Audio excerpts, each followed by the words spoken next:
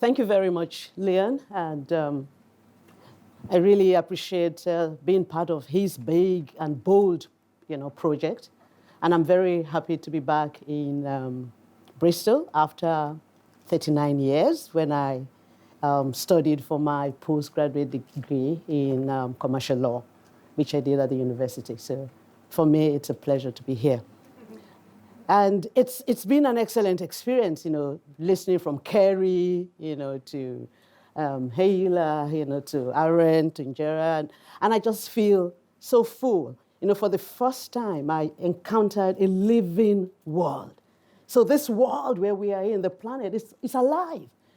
So if we're to have universities should be coming up with living technology. Not dead technology or Aaron's bullet points. Yeah. So, I mean, it's really a thought that is just running in my head. And I think I can't do a better job, than what Colleen and Karen, they really brought you. I don't need to prove that we have a situation in our world. And it's because we are not addressing it. That's why the situation is there. We want to do things our own way. We want to continue professing and PhDing, the way we know to. I mean, how can we break those laws? How can we cross those bridges? We want to continue. So, yes, this is the world. Welcome to it. So, what we have done, our science, our brilliant science, now you see this. You go there a few years, and, the ice, you see nothing. You see water. And you can find that example. I'm sure Colleen will tell us. All over the world, you find this picture. And that is what our learning, our brilliance is doing to our world. So, the Sustainable Development Goals, they're not perfect. I don't even agree with all. That is the way it should be presented. I'm an old environmental education teacher, so environmental law. So I think, when you bring people in touch with the environment, it's easier for me to communicate to the people I work with about the environment. It is easier for me to reach them, to tell them about climate change by telling them to take care, of the environment before them. But then, this is what we've got. The whole world have signed to it, that let's transform our world. And this is what we've got to work with. And I'm going to be focusing on two of the goals today. The first one says climate, take urgent action. That's what the world is saying. The civil societies, our young people, Greta, all of them. Say, if you love me, if you love us, don't buy me for quotes. Take urgent, go take care of the environment. That's what they're saying. And then Goal 17 is very important. Goal 17 is saying that we need to work together. You need partnership. You can't do it alone. No university can do it alone, no matter how. I dare you to bring the solution just alone. No matter how brilliant you are, give me the solution for how we can work together, how we can be fair to each other, how we can have trade systems that favor both the poor and the rich. Tell me, give me the solution, and I'll come to your school. So Goal 17 says we must work together. And it targets 5 thematic areas: finance, technology, capacity building, trade, and thematic issues. So faculties and disciplines cannot do it alone. We must break those walls. We have a world that is waiting for us. We have a young population that is waiting for university to do what they do best. Learning that drives away fear. Fear, you can't learn properly under an atmosphere of fear. Our children now, being afraid, all the disease, melancholy, you call something, that's not, is that the best we can give the children? But if they come to an institution, where they see research giving life, we have the answers if we will work together. If we will bring our heads and our hearts and our hands together.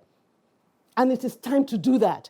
I'm sure you know the story of the elephant, that was surrounded by some blind persons trying to interpret the different parts. This one said, no, it's a tail. This faculty said, no, that it's a tail. The other one said, it's not a tail, it's an ear, Faculty of Science says, no, it is an eye. No, it was until all of them, they brought all the interpretation together and they got it right. It's an elephant, and that is what we need to do now. So, just to reinforce the fact that no one person, no one department, no one discipline, no one university can solve this problem, we need to go out and look for other groups. We need to go look for the churches, for the offices, companies. We need to go look for the civil society organizations. We need to go look for, just people to work with and bring in their wisdom, just like what Colleen did, how she was able to get this award-winning artist. She had no PhD or master's or anything, but she knew her job. And she was able to fight and get her into the faculty. We need to do that so that we don't lose any knowledge. So partnership is the way to go. So how do we do? How do we work? And now I'm focusing on civil society organizations. This is our strength, universities. We know how to teach. We do research, community development, and look, work on opportunities that come. Civil society, they are great. They play a critical role in developing society. They are service providers. They are into education, health, climate change, great lobbyists. So you can imagine if we bring the two together, how our work will become richer. What takes place in our classrooms will become more relevant and will give our students what Stephen Sterling calls the response ability, the ability to respond to things and not to fear, not to chain themselves to death. No, but they'll be able to respond intelligently, in a way that gives them hope for the future. So Kofi Annan said in 2015, before he died, he said, universities need to become dynamic and responsive to socioeconomic agendas, giving priority to innovation, entrepreneurship, and competitiveness, and the issues of justice that Colleen talked about. So, and I just brought examples of what universities are doing around the world. A lot of things, even in this university, I spoke to a few people and I see that you're working with, partners, but you can do more and you can put more life into it and make it more real. So people are doing big projects. It doesn't have to be a huge project like the one we're working on now with Leon, but it can be small projects. And everybody in the university community can contribute. Students, the admin staff, everyone can contribute by working with civil society organizations.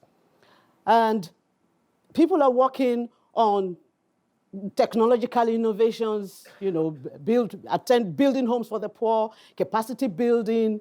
They are co-creating new knowledge, different things. And one that touches my heart is uniting North and South together around goals, common goals, solving problems, and doing it with civil society organizations. So we can bring them in.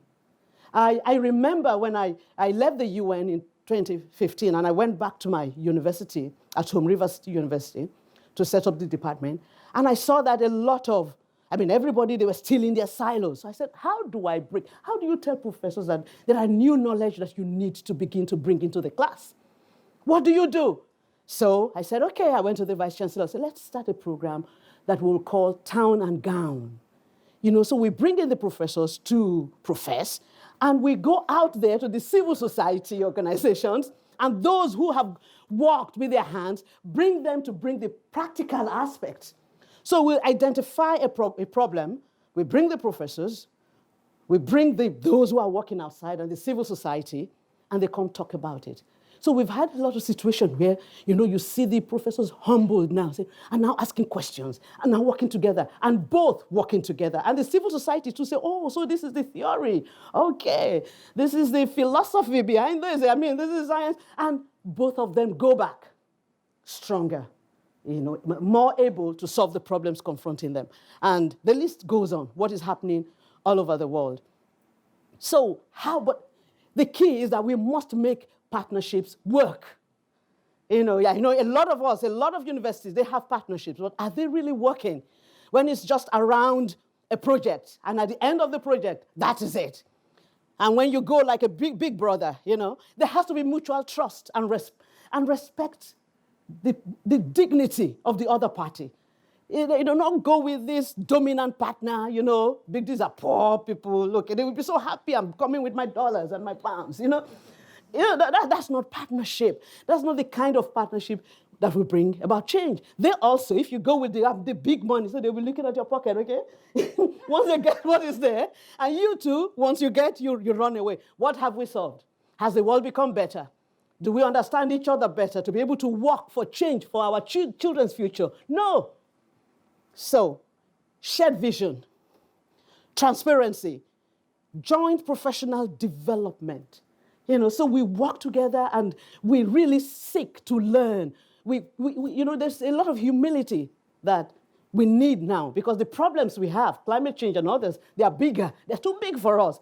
So if we just go that, I know I'm the scientist, I'm the degree. No, we need to be humble that these are wicked problems, So, and be humble enough to learn and relearn and to unlearn when it is necessary. So then stable funding from over multiple years.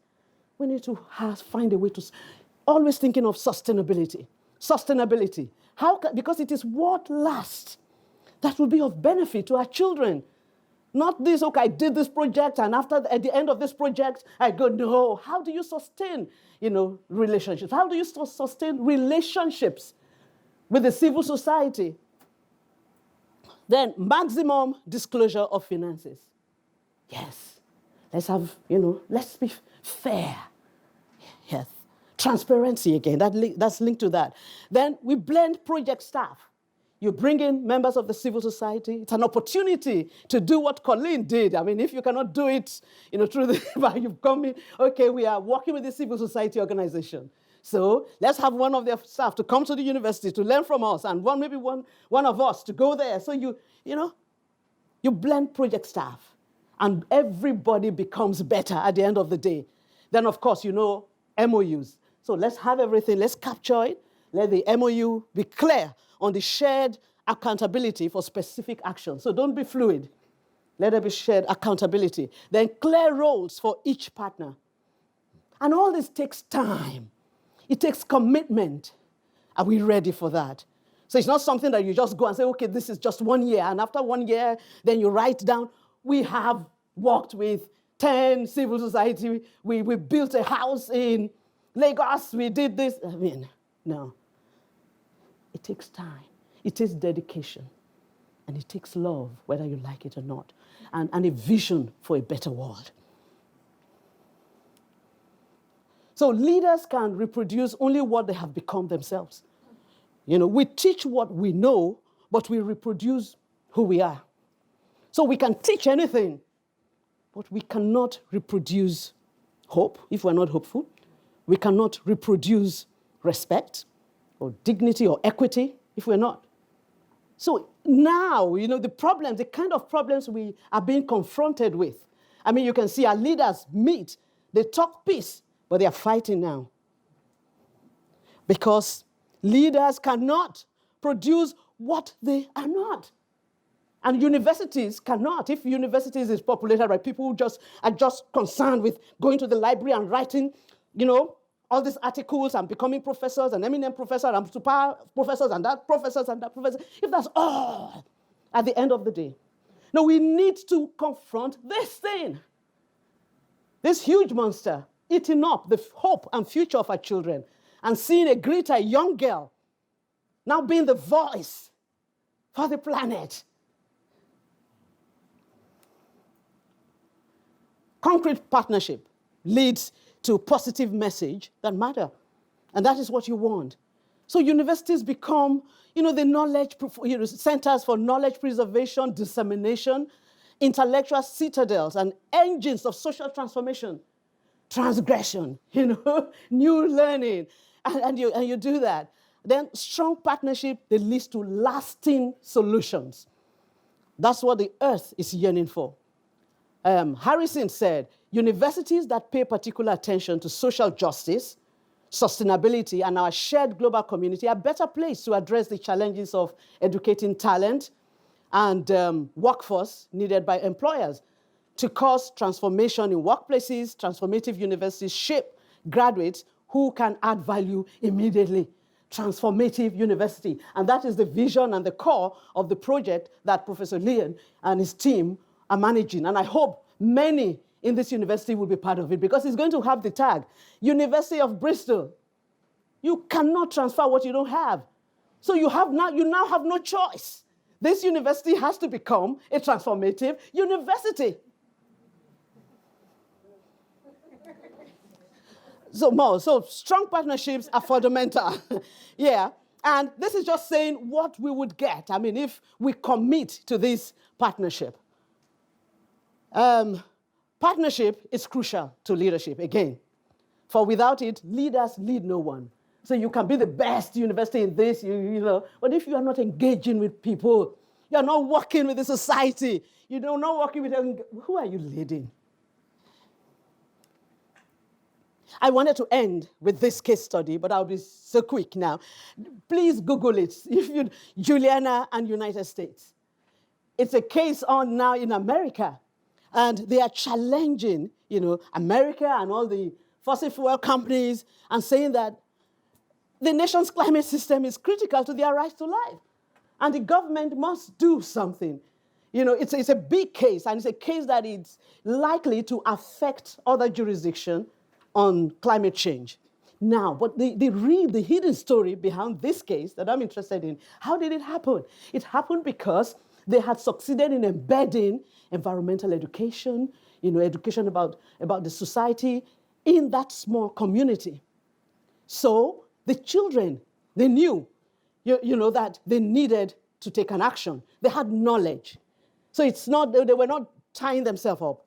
They wanted to take a positive action that would bring about, because they had the information and they had the support of their parents. They had the support of civil society organizations. They had the support of the universities. So it was the professor that came up and developed the case and said, okay, this is what you need. The scientists came in and said, this is the science you would need to prove your case. And all this pro bono.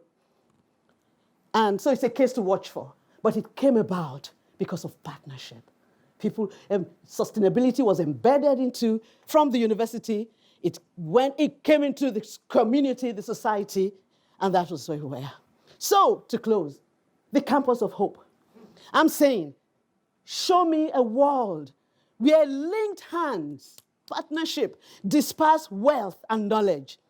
Communing minds create energy. Choruses of excited voices sing equality. Give me sustainability of substance, and I will give you the future.